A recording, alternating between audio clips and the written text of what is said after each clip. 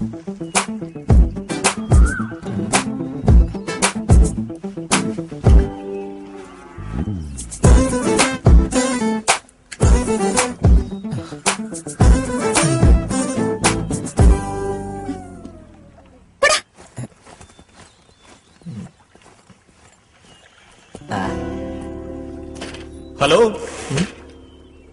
എന്തായി?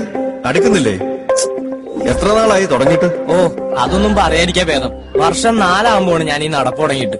അവളൊന്നും മൈൻഡ് കൂടി ചെയ്യുന്നില്ല. എന്നാ ഞാനൊന്ന് ട്രൈ ചെയ്ത് നോക്കട്ടെ. ഞാൻ വല്ലതും പറയും കേട്ടോ. ഞാൻ നോയിക്കൊണ്ടിരിക്കുന്നതിനാണോ താൻ ട്രൈ ചെയ്യുന്നത്? എന്റെ പൊന്നനിയ ചൂടാവല്ലേ. ഞാൻ ട്രൈ ചെയ്യാമെന്ന് പറഞ്ഞത് തനിക്ക് വേണ്ടിട്ടാ. ഞാൻ ചില ടിപ്സ് പറഞ്ഞുതരാം. താൻ ആ രീതിയിലൊന്ന് മൂവ് ചെയ്ത് നോക്ക്. യോഗ ഉണ്ടെങ്കിൽ സംഗതി ഓക്കെ ആയിരിക്കും.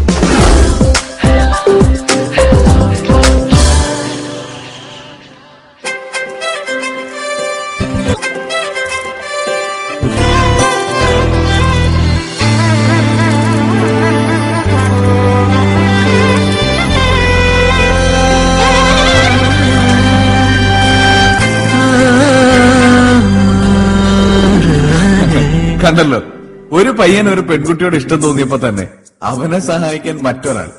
ആ മറ്റൊരാൾ വിനയചന്ദ്രൻ. ആ വിനയചന്ദ്രൻ ഞാൻ അല്ല, ഞാൻ നിങ്ങളുടെ ആസഫ്.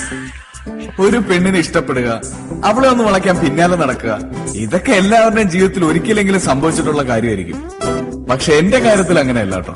ഒരിക്കലല്ല, ഒരുപാട് നടന്നിട്ടുണ്ട്. ഒരു പെണ്ണിന്റെ അല്ല, പല പെണ്ണുങ്ങളുടെ പിന്നാലെ. അന്നൊക്കെ ഞാൻ അനുഭവിച്ചിട്ടുള്ള ഓരോരോ ബുദ്ധിമുട്ടുകളെ. അല്ല, അതൊക്കെ ഞാൻ പറയാൻ തന്നെ നിങ്ങൾക്കറിയാൻ പറ്റുമല്ലോ. എന്തായാലും അത്തരത്തിലുള്ള നമ്മുടെ അനുഭവങ്ങളൊന്നും ഈ കഥയിൽ ആർക്കും ഉണ്ടാകില്ല. കാരണം ഇത് പ്രണയിക്കാൻ ആഗ്രഹിക്കുന്നവരെ സഹായിക്കുന്ന വിനയചന്ദ്രന്റെ കഥയാണ്. ഈ വിനയചന്ദ്രന്റെ പ്രധാന ഹോബി ഞാൻ ഈ പറഞ്ഞു തന്നെ, ജോലി. അതിനും പ്രണയമായി ബന്ധമുണ്ട്.